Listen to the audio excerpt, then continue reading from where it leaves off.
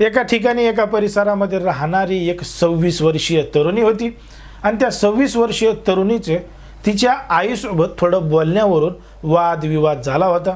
कारण की दोघी जणींचं वादविवाद झाल्यामुळं त्या तरुणीला आईचा मोठ्या प्रमाणात राग आला होता।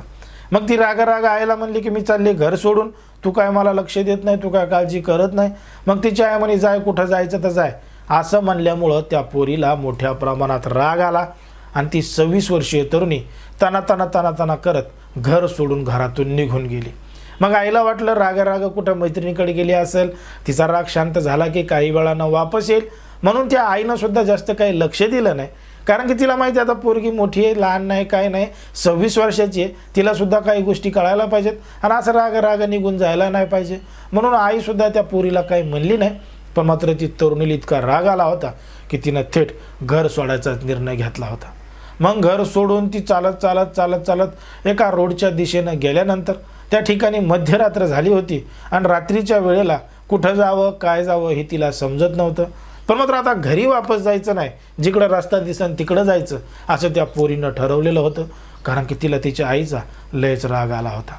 मग त्या रस्त्यावरून जात असताना त्या तरुणीला पाहून एक कार तिच्या जवळ येऊन थांबली आणि जवळ येऊन थांबल्यानंतर त्या तरुणीला विचारलं, कुठं जायचंय, काय जायचंय, तुम्हाला आम्ही तिथपर्यंत सोडू का, असं म्हणून त्या तरुणीला त्या गाडीमध्ये बसवलं आणि गाडीमध्ये बसवल्यानंतर ज्या ठिकाणी त्या तरुणीला जायचं त्या ठिकाणी ती कार गेलीच नाही। दुसऱ्याच एका डोंगराळ परिसरामध्ये गेली, सुमसान रस्त्यावरती कार लावली। त्या तरुणीला आतमध्ये बसलेल्या दोघा जणांनी मागच्या सीटवर घेतलं आणि बारीबारीनं नको ते कृत्य केलं आणि घडलं एक धक्कादायक प्रकरण, धक्कादायक घटना। नेमकं काय आहे संपूर्ण प्रकरण, कुठं घडली ही घटना, हे आपलं अगदी सविस्तरपणे बघायचं आहे। पण जर तुम्ही अजूनही आपलं चॅनल सबस्क्राईब केलं नसेल तर लगेचच करून घ्या आणि बाजूला असणाऱ्या बेल नोटिफिकेशनला सुद्धा ऑन करायला विसरू नका। आता ही जी संपूर्ण घडलेली घटना आहे ती आहे हरियाणा राज्यातील फरीदाबाद जिल्ह्यामध्ये घडलेली संपूर्ण घटना आहे आणि या ठिकाणी या परिसरामध्ये राहणारी एक 26 वर्षीय तरुणी आहे। तिचं आणि तिच्या आईचं न जमल्यामुळं दोघी जणींमध्ये विवाद झाला। वादविवाद एवढा झाला की त्या पोरीनं थेट घर सोडून जाण्याचाच निर्णय घेतला। आता मी घर सोडून जाते, पुन्हा वापसच येत नाही, असं ती तिच्या आईला म्हणली। आईला वाटलं कुठं राग म्हणली असं, राग शांत झाला की वापस येईल, कुठंतरी मैत्रिणीकडे जाऊन बसेल। पण मात्र ती पोरगी खरंच घर सोडून निघाली, रस्त्याच्या कडेनं निघाली। तारीख होती 24 डिसेंबर 2025ची। 24 डिसेंबर 2025ला तिनं घर सोडलं।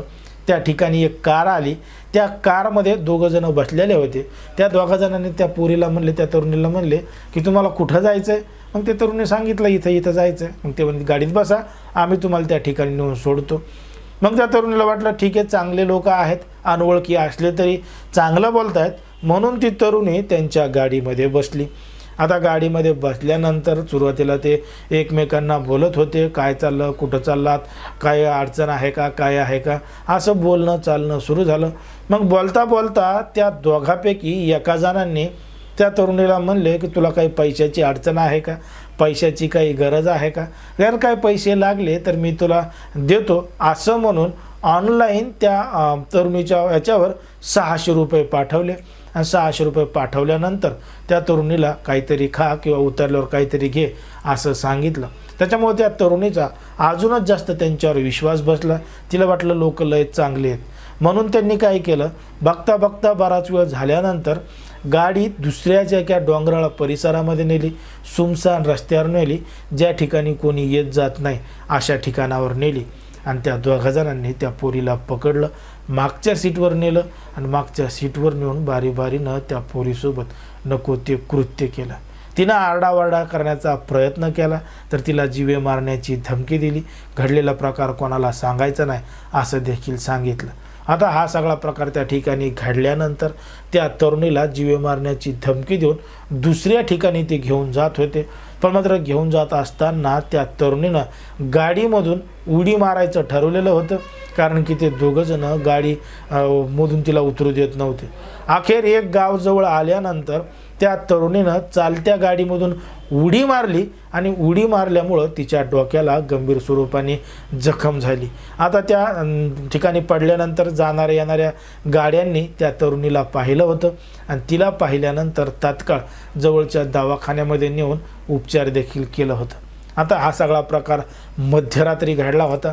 त्या तरुणीला जास्त काही सुधरत नव्हतं, समजत नव्हतं, पण मात्र तरीसुद्धा त्या ठिकाणी पोलिसांनी येऊन त्या तरुणीची लेखी तक्रार दाखल करून घेतली होती. तिचा जबाब घेतला होता आणि तिनं घडलेला संपूर्ण प्रकार सांगितला होता की तिच्यासोबत अशा पद्धतीनं घडला आहे. आता पोलीस या संपूर्ण प्रकरणाचा गांभीर्यानं तपास करत आहेत. त्या परिसरामधले जाणारे येणाऱ्या रोडवरचे CCTV कॅमेरे तपासत आहेत आणि आरोपीवर कठोरातली कठोर कारवाई करणार असल्याचं देखील सांगण्यात आलेलं आहे. पण मात्र ही सुद्धा 26 वर्षीय तरुणी होती. सगळ्या काही गोष्टी समजत होत्या. अनोळखी लोकांसोबत बोलायचं नाही, अनोळखी लोकांच्या गाडीत बसायचं नाही, तरीसुद्धा ही तरुणी त्यांच्या गाडीत बसली होती. आणि सगळ्यात महत्त्वाचं म्हणजे आईसोबत भांडून ती राग निघली होती. तिनं अशा पद्धतीनं करायला नव्हतं पाहिजे असं सुद्धा काही जणांनी कमेंटमध्ये सांगितलेलं आहे.